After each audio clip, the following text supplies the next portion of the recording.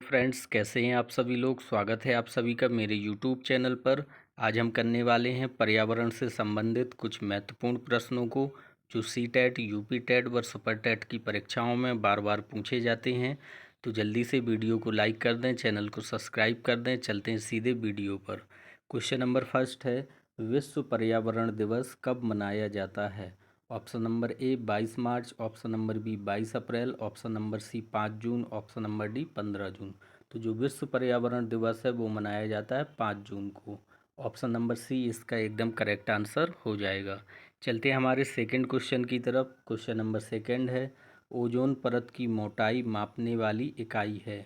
Option number A decibel, option number B Dobson इकाई, option number C pascal, option number D weber.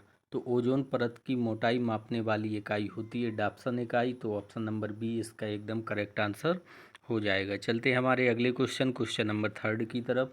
Question number third है, वायुमंडल में सबसे अधिक मात्रा में पाई जाने वाली गैस है। Option number A oxygen, option number B carbon dioxide, option number C nitrogen, option number D hydrogen. तो वायुमंडल में सर्वाधिक मात्रा में पाई जाने वाली गैस है नाइट्रोजन। तो ऑप्शन नंबर सी हमारा एकदम करेक्ट आंसर हो जाएगा। वायुमंडल में नाइट्रोजन का प्रतिशत लगभग 71% है। चलते हमारे अगले क्वेश्चन नंबर फोर की तरफ। क्वेश्चन नंबर फोर है, चिपको आंदोलन किस राज्य से संबंधित है। Option number A Chhattisgarh, option number B Jharkhand, option number C Bihar, option number D Uttarakhand. तो जो चिपको आंदोलन है वो उत्तराखंड राज्य से संबंधित है। ऑप्शन नंबर डी इसका एकदम करेक्ट आंसर हो जाएगा। चलते हैं हमारे अगले क्वेश्चन नंबर फाइव की तरफ। क्वेश्चन नंबर फाइव है, बिहार राज्य में स्थित भारत का सबसे लंबा सड़क पुल है। Option number A Indira Gandhi Setu, option number B Mahatma Gandhi Setu, option number C Jawahar Setu, option number D Nehru Setu. तो भारत का सबसे लंबा सड़क पुल है वो है महात्मा Gandhi Setu. Option number B इसका एकदम करेक्ट आंसर हो जाएगा। चलते हैं हमारे अगले क्वेश्चन नंबर सिक्स की तरफ। क्वेश्चन नंबर सिक्स है, चूहों के द्वारा फैलने वाला रोग है। ऑप्शन नंबर ए चेचक, option number B malaria, option number C plague, option number D तपेदिक। तो चूहों के द्वारा फैलने वाला रोग है वो है प्लेग। तो ऑप्शन नंबर सी इसका एकदम करेक्ट आंसर हो जाएगा। चलते हैं हमारे अगले क्वेश्चन नंबर सेवन की तरफ। क्वेश्चन नंबर सेवन है, निम्न में से कौन पर्यावरण अध्ययन का घटक नहीं है। ऑप्शन नंबर ए मानव, ऑप्शन नंबर बी वायुमंडल, ऑप्शन नंबर सी जलमंडल, ऑप्शन नंबर डी सौरमंडल। तो पर्यावरण अध्ययन का घटक नहीं है वो है सौरमंडल, क्योंकि यहाँ पर जलमंडल भी पर्यावरण का घटक है, वायुमंडल भी पर्यावरण का घटक है और मानव भी पर्यावरण का घटक है। तो सही उत्तर हो जाएगा हमारा ऑप्शन नंबर डी सौरमंडल। चलते हैं हमारे अगले क्वेश्चन नंबर एट की तरफ। क्वेश्चन नंबर एट है, पर्यावरण व पारिस्थिति का जैविक घटक क्या है। ऑप्शन नंबर ए मृदा, ऑप्शन नंबर बी जल, ऑप्शन नंबर सी वायु, ऑप्शन नंबर डी वनस्पति। तो पर्यावरण एवं पारिस्थिति का जो जैविक घटक है वो है जल। तो ऑप्शन नंबर बी इसका एकदम करेक्ट आंसर हो जाएगा। चलते हैं हमारे अगले क्वेश्चन नंबर नाइन की तरफ। बहुत ही महत्वपूर्ण प्रश्न है, कई बार परीक्षाओं में पूछा गया है, खासकर यूपी टेट की परीक्षा में। इकोलॉजी अर्थात की पारिस्थितिकी शब्द का प्रयोग सर्वप्रथम किसने किया था। ऑप्शन नंबर ए ओडम ने, ऑप्शन नंबर बी टांसले ने, ऑप्शन नंबर सी टेलर ने, ऑप्शन नंबर डी डार्विन ने। तो इकोलॉजी अर्थात पारिस्थितिकी का शब्द का प्रयोग सर्वप्रथम किया था टांसले ने।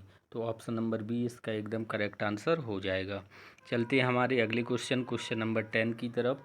क्वेश्चन नंबर टेन है, वनों को नष्ट करने का कुप्रभाव क्या पड़ता है।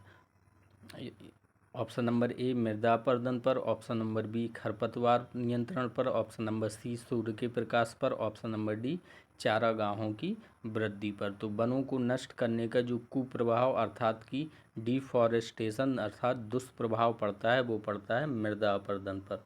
ऑप्शन नंबर ए इसका एकदम करेक्ट आंसर हो जाएगा। चलते हैं हमारे अगले क्वेश्चन नंबर 11 की तरफ। क्वेश्चन नंबर 11 है, प्राकृतिक पारिस्थितिक तंत्र का उदाहरण है। ऑप्शन नंबर ए खेत, ऑप्शन नंबर बी बांध, ऑप्शन नंबर सी झील, ऑप्शन नंबर डी पार्क। तो जो प्राकृतिक पारिस्थितिक तंत्र का उदाहरण होता है वो होता है झील या तालाब। तो ऑप्शन नंबर सी इसका एकदम करेक्ट आंसर हो जाएगा। चलते हमारे अगले क्वेश्चन नंबर 12 की तरफ। क्वेश्चन नंबर 12 है, हरे पौधों को पारिस्थिति में क्या कहते हैं? ऑप्शन नंबर ए संप्रेषक, ऑप्शन नंबर बी उत्पादक, ऑप्शन नंबर सी उपभोक्ता, ऑप्शन नंबर डी परावर्तक। तो हरे पेड़ पौधों को पारिस्थिति में कहते हैं उत्पादक। ऑप्शन नंबर बी इसका एकदम करेक्ट आंसर हो जाएगा। चलते हैं हमारे अगले क्वेश्चन नंबर 13 की तरफ। क्वेश्चन नंबर 13 है, शाकाहारी प्राणी क्या कहलाते हैं? ऑप्शन नंबर ए उत्पादक, ऑप्शन नंबर बी प्राथमिक उपभोक्ता, ऑप्शन नंबर सी द्वितीयक उपभोक्ता, ऑप्शन नंबर डी तृतीयक उपभोक्ता। तो जो शाकाहारी प्राणी होते हैं वो प्राथमिक उपभोक्ता के अंतर्गत आते हैं।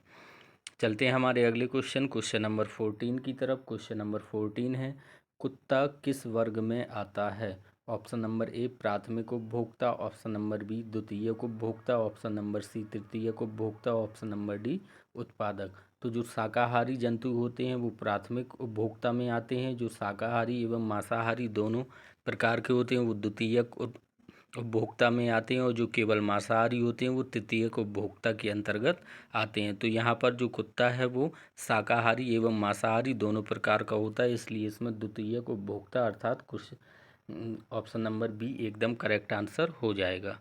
चलते हैं हमारे अगले क्वेश्चन नंबर 3 की तरफ। क्वेश्चन नंबर 15 है, सर्वाहारी जंतु किस वर्ग में आते हैं? ऑप्शन नंबर ए प्राथमिक उपभोक्ता, ऑप्शन नंबर ए उत्पादक, ऑप्शन नंबर बी प्राथमिक उपभोक्ता, ऑप्शन नंबर सी द्वितीयक उपभोक्ता, ऑप्शन नंबर डी तृतीयक उपभोक्ता। तो जो सर्वाहारी जंतु होते हैं, सर्वाहारी प्राणी होते हैं, वो आते हैं हमारे द्वितीयक उपभोक्ता के अंतर्गत, अर्थात कि जो शाकाहारी और मांसाहारी दोनों प्रकार के होते हैं। अगला क्वेश्चन नंबर 16 है, हरे पौधे सूर्य के प्रकाश को किस में बदलते हैं? ऑप्शन नंबर ए यांत्रिक ऊर्जा में, ऑप्शन नंबर बी रासायनिक ऊर्जा में, ऑप्शन नंबर सी भौतिक ऊर्जा में, ऑप्शन नंबर डी विद्युत ऊर्जा में। तो हरे पौधे सूर्य के प्रकाश को बदल देते हैं रासायनिक ऊर्जा में। ऑप्शन नंबर बी इसका एकदम करेक्ट आंसर हो जाएगा। चलते हैं हमारे अगले क्वेश्चन नंबर 17 की तरफ।